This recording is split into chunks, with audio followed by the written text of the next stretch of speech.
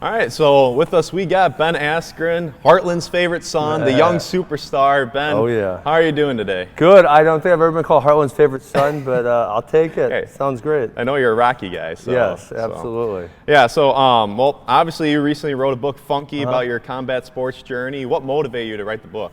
I was always a reader. I love reading everything. I still do to this day.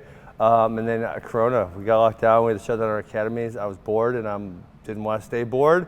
So it's like, okay, what can I do? So I contacted a mixed martial arts journalist that I really like, and I said, hey, would you be interested? And he was bored also. So we started, and it took us almost 2 years, but it turned out really well. Okay, awesome. Yeah. And obviously, yeah, you have a what's next mentality. You want to stay busy. You just wrote the book. What's next for you? Any projects on the horizon?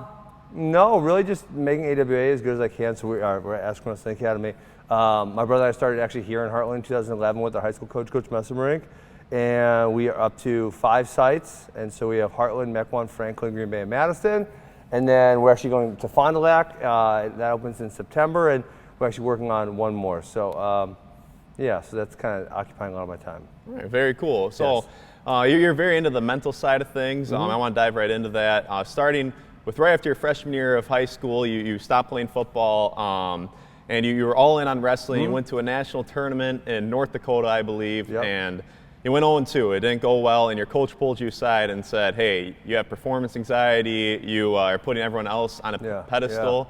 And right after, you kind of flipped the script, like very shortly after, where you went from performance anxiety to kind of an antagonizer, instigator. How'd you flip the script so quickly from total 180?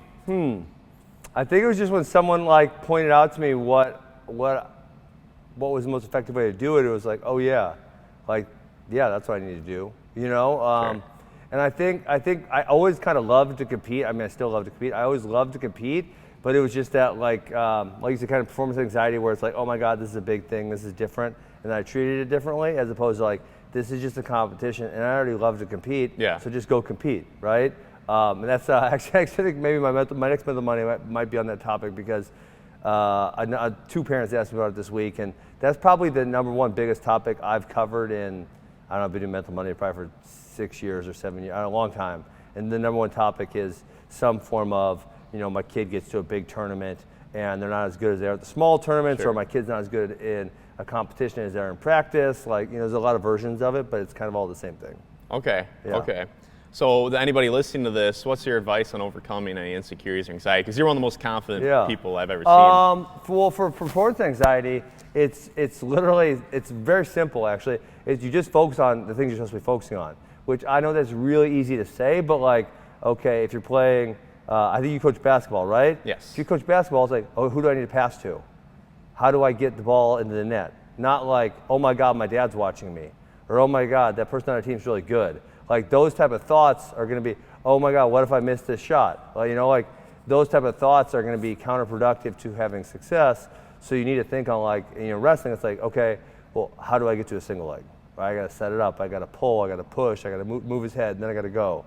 Right? How do I get off bottom? Like those simple thoughts are the ones you really need. And a lot of people have these bigger thoughts of oh, what if I lose? Or that guy's really strong looking and stuff like that. Okay. Yeah. And then when you were upperclassman in high school, obviously a Wisconsin guy, UW-Madison didn't really recruit you, and actually the coach kind of went out of his way to talk poorly about you, to say that you weren't about putting all that work and you're anti-authority. We all know that's not true. I might be anti-authority. Well, the anti-authority, but not the I love the work. I not love the work. though, exactly. Yes. But had he recruited you and had you went to UW-Madison instead of Missouri, would you have become the funky Ben Askren we know today? That's a great question. So, one thing I think coaches have to realize also is part of their job is not getting in the athlete's way. So you have these certain athletes who are just locked in and they're going a certain direction. And if you just stay out of their way, they're going to get it done, And so it's like, how do I help a little bit, but mostly how do I just get out of their way and let them do it right? Sure. And so that specific coach, and many coaches, right? I think would have said, no, this is the way it's done. This is how you got to do it. You can't do it your own way. You can't do it differently. And that would have been really hard for me and really counterproductive to me having the success that I ultimately had. So Coach Smith at Missouri, he gave me the freedom. You know, he saw how hard I was working, and he saw how bad I wanted to be good, and he gave me the freedom to kind of go my own way, essentially, you know? And then obviously then once he started realizing the success I was having with it, he like even further encouraged me. He's like, well, how do we keep this going? Like, I see what you're doing. It's really awesome. Like, show some other people this. Like, let's bring in this other coach. Like, you know, kind of like got the ball rolling even more. Oh, interesting. Yeah. No, that's actually wild. Yeah, some coaches are, honestly, a lot of it's an ego thing where some coaches can't handle an athlete having more knowledge in any area than them, right? Yeah. And even me, it's like, we have kids in here who come up with new things, and it's like, I'm great, good. If we have 15 kids come up with things, that's going to be way more productive than me, a singular person, coming up with things, you know? But it's an ego thing for coaches. They want to be all-knowing, and they want to be in charge all the time. And so then when someone threatens that, they really push back, and generally they also have the authority, so they can push back with the authority. Okay. Yeah. So hopping into your MMA career, you won the Bellator title, I believe, less than 2 years into your career, about 2 years. Yeah. And at that point in time, in the book, you said, I didn't have really any other skills other than wrestling at that point. My question is, when in your career, like what year do you think you hit your prime? That's a good question. So I'd say probably 2013. So yeah, when I fought in Bellator, so I started mixed martial arts in Columbia, Missouri, where I was coaching. The gym there didn't have a striking coach. They had one jiu-jitsu coach, and they didn't really have a fight team. You know, it was kind of like just a small-time thing. But I wanted to fight, so I went and trained. I learned jiu-jitsu, and then I had my first fight about 4 months after starting. And then I got in Bellator maybe a year after that, and then I won the title 6 months later. So yeah, within 2 years. It was just like I knew I could take them all down, and I knew I was relatively good at the grappling and not getting submitted and controlling position, that type of stuff. So when I moved to Milwaukee, I decided to stop coaching college in spring of 2011 was when I stopped college coaching. I moved back here in August of 2011 and worked with Rufus, and we had a lot of really good partners and teammates, Alan Belcher, Anthony Pettis, Eric Koch, et cetera, a lot of good teammates. So I think it still took a while for it to click once I got here. And so I think like the Douglas Lima, which is spring of 2012, I really dominated him, but I didn't do a ton of damage. And then kind of after that, the next couple opponents I faced, I like really killed them, you know? And I was feeling comfortable with striking defense. I was feeling really good on top with submissions and striking. So, you know, that the last fight of my career, I would say, because Andrei Kreshkov was a top 10, 15 guy, and I just obliterated him. And then after that, I still feel like I was really good, but when I went to one championship, I didn't really fight anyone of that caliber. Sure. Where, you know, Lima was like a top 10, 15 guy, and so was Kreshkov, so they were like pretty high up on the ladder, and they would obviously both become champions after I left. And in one championship, I never really fought anyone like that. Okay. Yeah. And then in 2016, you watched the movie Concussion with Will Smith. Oh, yeah. And then 2017, I believe you didn't get hit once in sparring or a fight. Yeah. My question is, one, what was it like fighting without sparring? And two, what's your advice to an up-and-coming fighter who wants to improve their skills, but, you know, the dilemma of proving your skills and also long-term health? Yeah, I mean, so I think the jury's still out on CTE. There's some research. Initially, there was some research that I read up on that made me like, oh, shit, like, you know. So I stopped sparring totally in 2016. And then in 2017, I didn't get hit, so that was great. And then I decided to retire for the first time. But obviously, yeah, like if you want to be good at something, you got to do that thing. So if you want to be good at fighting, you got to fight. Yeah. Right? That's it. Like, so, you know, like with Rufus, when I moved here in 2011, it was like every Monday we put all the pads on, you know, the shin guards, the headgear, the big gloves, and we fought. I mean, that's what we did, you know? And so that's how you got to get good at it. So yes, there is this dilemma of like, okay, I mean, because really if you want to say like, what's the really most effective is like, it would be doing the real fight every single day. Yeah. But then it's like, okay, but then if you get injured, then you got to take time off, and then you're not gonna be able to, you know, get better. So it's like you got to find this weird balance. Whereas with like wrestling, you can wrestle, or basketball, you can play basketball, or soccer, you can go play soccer.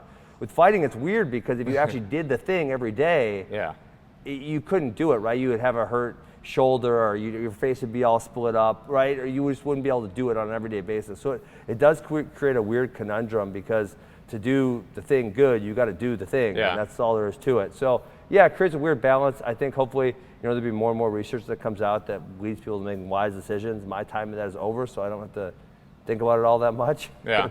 Yeah, I get to move on. All right, so before we wrap this up, we'll go into just a few quick current headlines and then a rapid fire round. Sure, cool. So, your boy, Jake Paul. Oh, yeah. What are your thoughts on him signing with the PFL? I mean, I think they've acknowledged much. It's kind of a publicity thing. He's obviously still like fighting, Tommy Fury, outside of PFL, right? So maybe he has a fight. I'm not sure. Maybe he does. Maybe he doesn't. I don't know.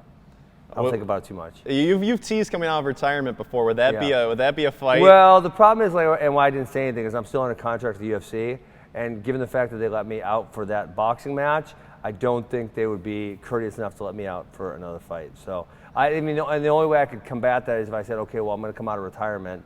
They would have to offer me then a fight, and I just don't want to do that. So yeah. How many fights do you have left in your contract? 5, because I only did 3. Wow, okay. I mean, I kind of knew that was gonna be the case, and I knew I was already retired, right, when I came out, and I knew there was no way in hell I was gonna fight 8 fights. Yeah. And I kind of told them as much because I wanted to be retired, and I was worried about the brain health stuff, and I knew there was other things I wanted to do with my life. All right, and then so at this point, you've teased coming out of retirement before for certain fights. Is there, like the Masvidal, is there anything that would get you out or no? That's it. I'd fight him. I'd fight him, and that's it. So if the UFC in a hypothetical world called me today, he said, let's fight. Yeah, I'm okay. Well, if it makes dollars, it makes sense. So if they can make a deal, what if they make this deal? So my thing is maybe if he gets beat up by Gilbert Burns, he'll realize there's no one else he can beat, and he should fight me because it's the biggest option for him. I don't know. Yeah, that's what I was saying. If they say, okay, Ben, you fight Masvidal, make us a ton of money, you're out, go fight Jake then. You'd be on board for that. Sure. That is a very, very strange hypothetical scenario, but we'll go with it. Okay. Yes. Okay. Yeah, and then, okay, we'll skip. I've never even created that hypothetical in my head. That was a good hypothetical. Hey, I appreciate it, man. I appreciate it. All right, we'll skip to the rapid fire round. Okay. All right. So, biggest rival you had in your entire combat sports career, including wrestling? Chris Pendleton. If you wrestled him as an upperclassman, what would that look like? I would like to think I beat him, but he was very good. So. Sure. Yeah. Who was the best opponent you beat outside the UFC? Fighting? Lima. I mean, I think he got ranked as high as 6. He was really good. How did he compare to the UFC competition you faced? If they would all fought in their primes, I don't know. Those were some good fights. I'm not sure. What does a fight look like between Bellator Ben and UFC Ben? Oh, I was in way better shape when I was in Bellator, and just body health too, way different. So I think I would have worn myself out and beat myself up. Yeah. What a MMA fight look like between you and Johnny Hendricks in your primes? Oh, that would have been great. I wish I could have done that. I mean, my thought was I could press him against the cage and get him tired, and then get on top, and he was terrible on bottom. So. I'd be able to beat him up there. That was kind of my thought. Sure. He obviously hit really hard, but I think I could have avoided that. Favorite holiday? Favorite holiday? I'm going to say the 4th of July. I love the 4th of July. Favorite quote?